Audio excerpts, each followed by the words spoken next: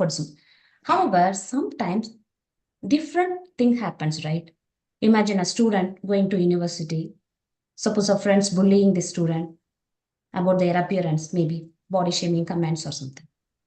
It hurts them deeply. It impacts them emotionally. So what happens then?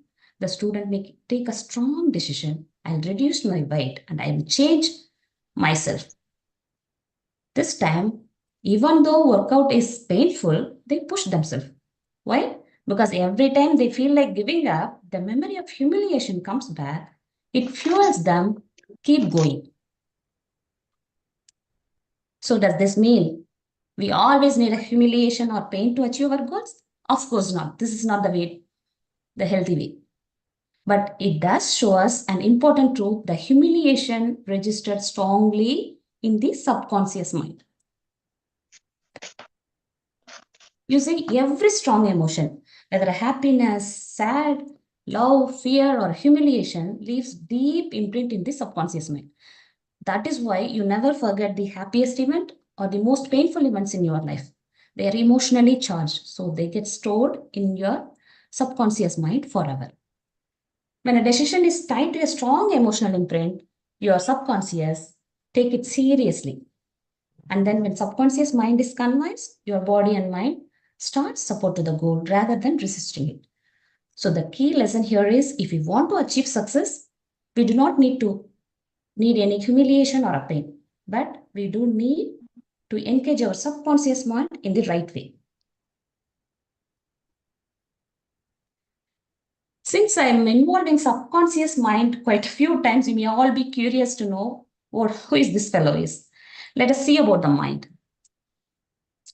See, this is our mind model. So in our mind, we have conscious, subconscious, and unconscious mind.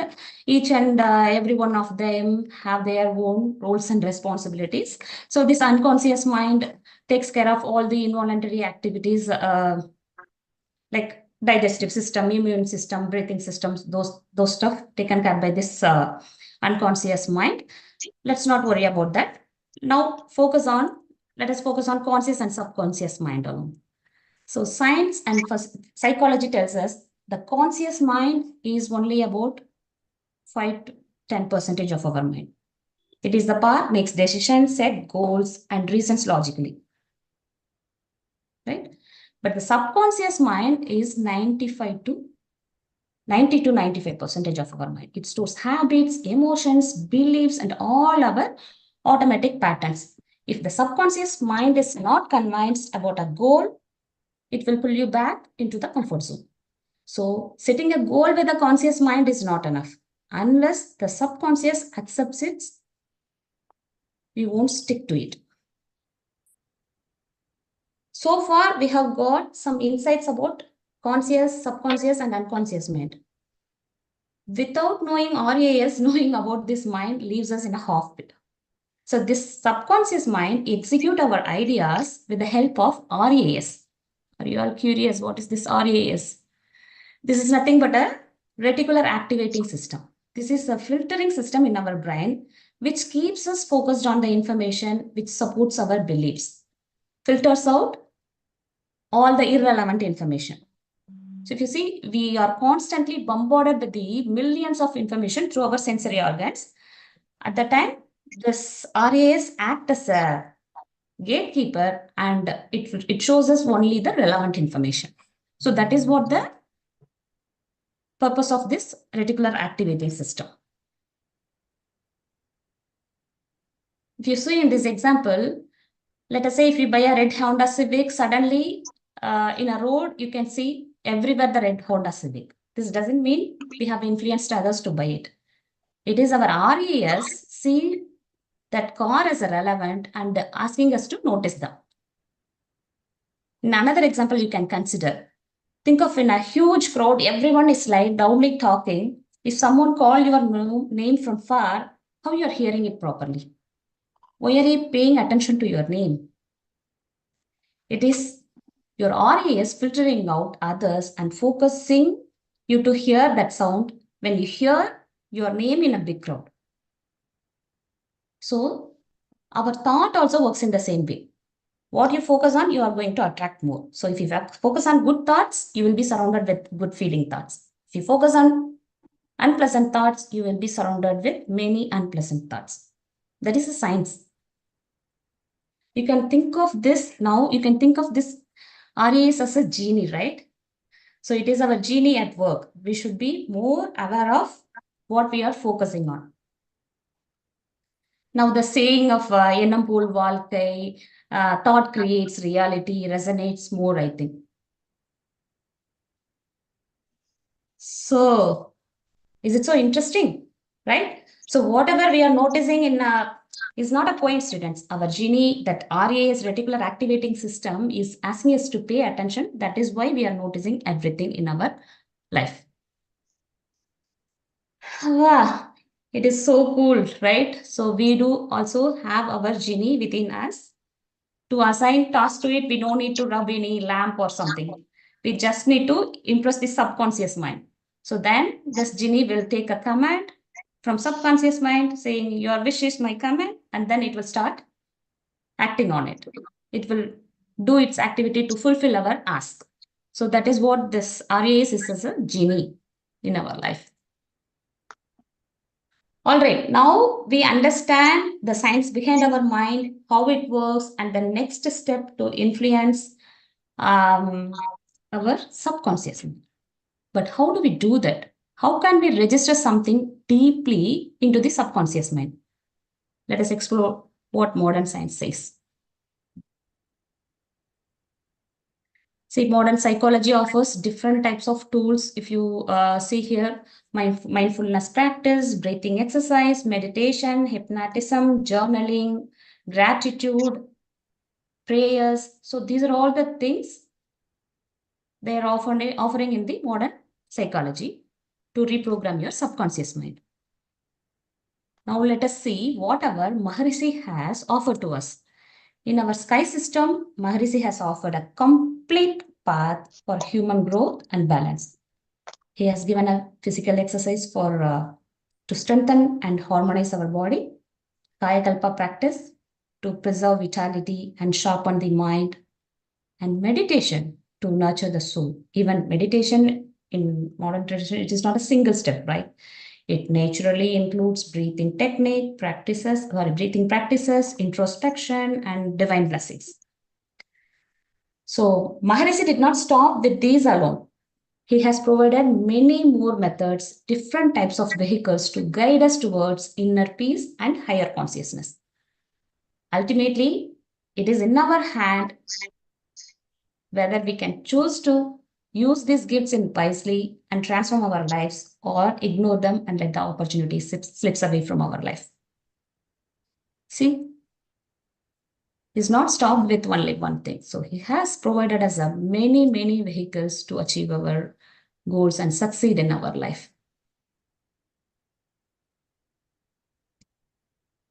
So, and also what he's saying. So by doing meditation regularly, we can lower our frequency and keep us in increased awareness. It also helps us purify karma imprints, helps our conscious mind to dissolve our ego, and many more benefits we are getting out of this meditation. By following Maharishi's teachings, regularly practicing physical exercise, Kaya Kalpa, and meditation along with these blessings, we prepare ourselves like a fertile soil ready for planting our intentions. In this receptive state, any sankalpam, any goal, or any resolutions we take gets deeply imprinted into the subconscious mind. Are you all agree? Are you all with me so far? Finally, we found a way to influence the subconscious mind to achieve our goals. So this is where we must be very careful. We should be very careful about our goals, because this is a fertile land, right? We are in this state, whatever we are registering, it is going to come out. So we must choose our goals wisely, which should benefit us as well as the others. Last but not least, one should be clear about what one wants.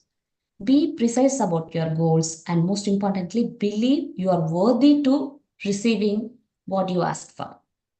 Do not doubt it. If you feel unworthy, make yourself worthy. In the end, you will receive your ask. Success will be the byproduct of following this path. Are you all with me? I hope I have convinced you how stillness leads to success and how the tools offered by Maharishi supports us in achieving our goals or success in life. With that, I am closing my presentation. Please feel free to ask if you have any questions. Thank you, Arulnidhi Dhanalakshmi, for your nice speech on the topic stillness to success. You nicely quoted, that is, you just compared our mind to a fertile land. Yes, and so we must be careful in choosing the goals. If only the goals are correct, our success will also be good. And so it's the mind that decides whether we need to be still or climb the ladder of success. So you also rightly mentioned about the sky yoga, our Vedadari Maharishi's yoga, which is very simple and also helps us a lot in coming up from the stillness to success. Thank you very much, Dhanalakshmi. Dear friends, it is now discussion time. Anybody having any questions, you can just raise your hand. I will unmute you.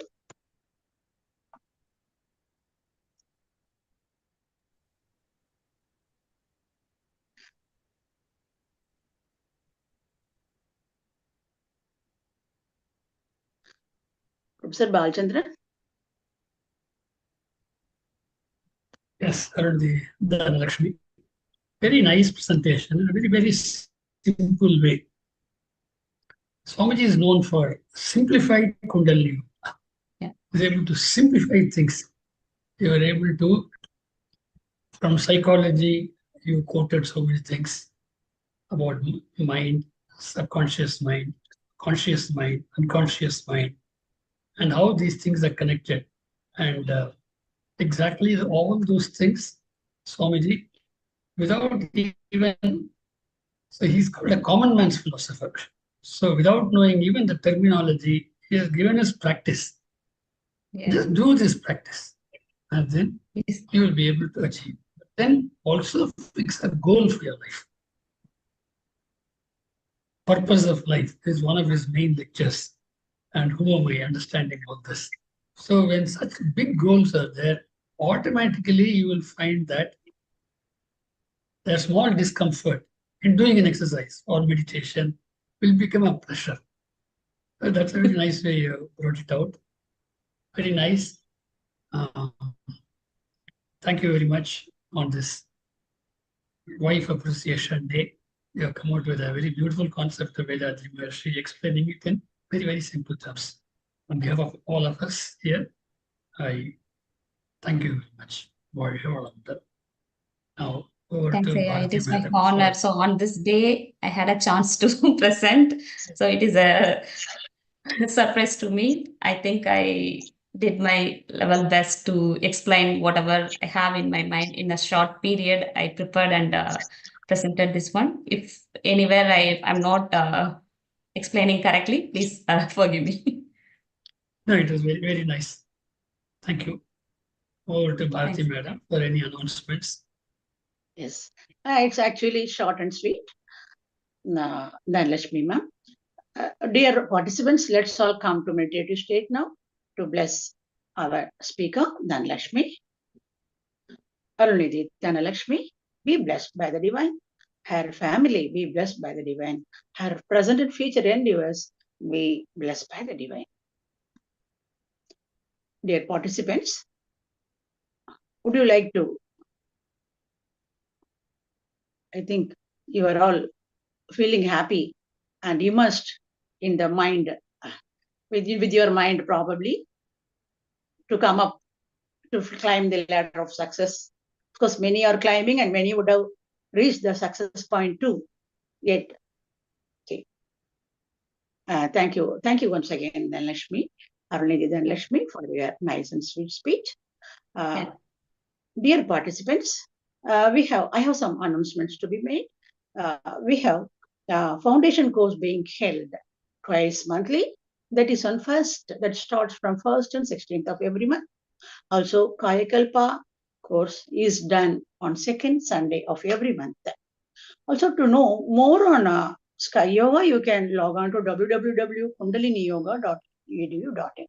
Apart from this Saturday speech, we are having these programs daily. That is, we are having meditation followed by thought for the day from the book Blossoms of Life, authored by our Guru Vedadri Maharishi. The timings are morning 6 a.m. sharp and evening 6:30 p.m. sharp Indian Standard Time. Please do join daily to enjoy the bliss as we are all doing. Thank you all. Let's meet again for another Vedadrian speech next Saturday. Till then, I am Bharati signing off. Thank you. Be blessed by the divine.